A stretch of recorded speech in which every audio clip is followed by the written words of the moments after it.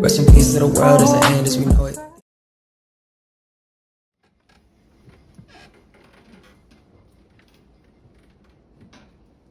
Casket sharp.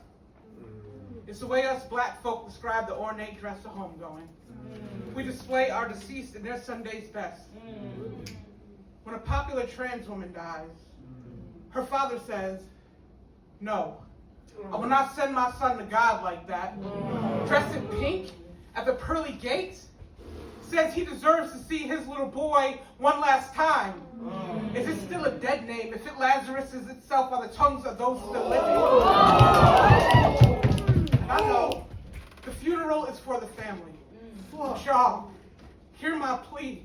When I die, don't let my family turn my casket conversion therapy. Strip me of my identity to bury me in their expectations. They've been ready to throw dirt on my grave the same way they do my name. So when my family says they want to send me to glory and glitter, I said, nah, I prefer you send me naked.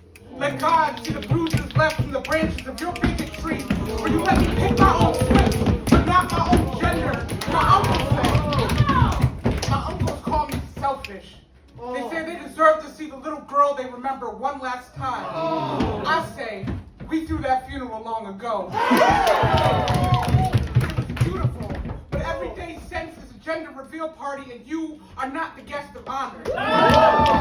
My death is not invitation to invoke your will upon my body. I spend too much time in closets not to fashion myself stylish. I know you wish I'd learned to hang instead. See, my mother, she said a girl should always have a little black dress. So I bought a 3-piece suit.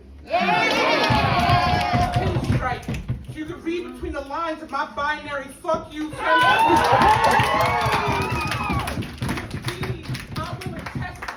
My mother said I was the son she never had. Now imagine you send me to meet my mama and she think me unfamiliar. I saw my autonomy at the autopsy and replaced it with your audacity. Imagine fighting to bury a memory harder than you fought to keep me alive. Keep your demise. It sounds a lot like good riddance. Like ripping me to shreds, hoping that I rest in pieces. What I'm saying is when I die, I want you to miss me with that bullshit.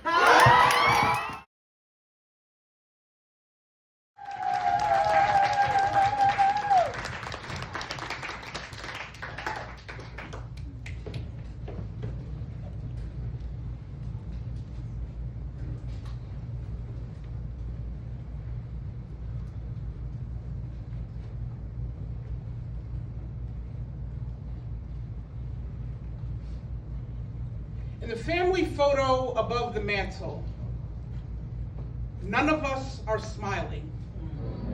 But still, all I can see are rows of teeth. Each of us afraid to show our joy, let someone see beyond the facade. I learned once that teeth are the only part of the human body that cannot heal itself. We've been building dental records instead of family trees. You see, my mother, she could have been a wisdom tooth. I mean, she never quite fit in. I mean, the pain I felt when she took up space, I never realized she was only trying to grow. Until God plucked her from the gums of my family's smile, leaving empty space, teeth shifting to make up for the gaps. My family bracing onto a memory to hold itself together. At night, I feel us grinding against each other, swallowing blood that tastes a lot like pride, biting our tongue as if apologies would fall out if we opened our mouths. Everything leaves a stain on our ivory relationship. I try to brush it off, but it seems if you ignore it, it will only get worse. Grief is a cavity we can't seem to get rid of. No cap. When I was younger, I tied myself to a doorknob, slammed it shut, and tried to remove myself. I was convinced that maybe God was really the tooth fairy. Exchange me for a change. Call it heaven. When your bloodline is connected to a diseased gum line, you have no choice but to watch it go down the drain. I haven't spoken to my sister in years. And I'm afraid if teeth don't heal, then we don't stand a fucking chance. Both of us, two molars on opposite sides of a mouth, afraid to say, I love you. I'm sorry. I swear, this family ain't never been a perfect set of teeth. But once, in a family photo, we look like heaven smile. Just a hardened collection of pieces learning to shine like veneers. So nah, we ain't done much healing, but we're done hiding. We're building dental records instead of family trees. We're learning to smile while there's still some of us left. There's still some of us left.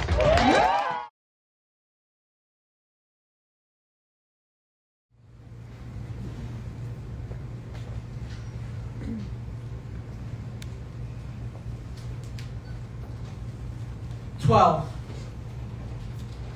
That's the number of kids who die per day on average due to gun violence in schools. Another 32 are left injured. After the shooting in Uvalde, lawmakers combined to pass legislation banning, not guns, but backpacks. I guess they figure if students can carry the weight of America's shame, they can carry their books. After all, they are banning most of those too. That is what happens in a country afraid of its past. They erase history and then hinge on the belief that children are the future. So they school to prison pipeline or class to casket them before they learn the truth. I was taught that the pen is mightier than the sword. But this poem, no matter how bomb it be, got nothing but an AK-47 wrapped in the Constitution. I don't give a fuck about an amendment, but an amendment to protect us where they're treason like neckties instead of neckties. Putting people over profit, creating division. It wasn't supposed to be like this. But I guess you spend less on the coffin, the smaller it is. Call it the American discount. You do anything to save $1 and nothing to save a life. Silly me. I've been waiting on progress out of Congress, and I can't digest the inaction. It sits on my stomach, mixes with grief, until I throw up these poems. Better yet, throw up these hands. Somebody has got to fight for them. Y'all, it's more than sad poems.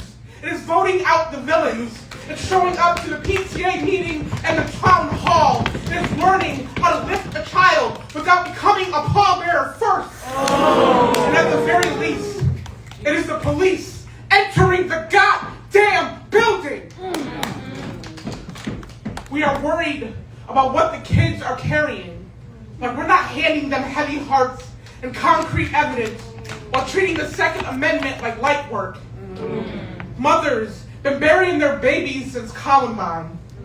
360,000 students confronted with tragedy.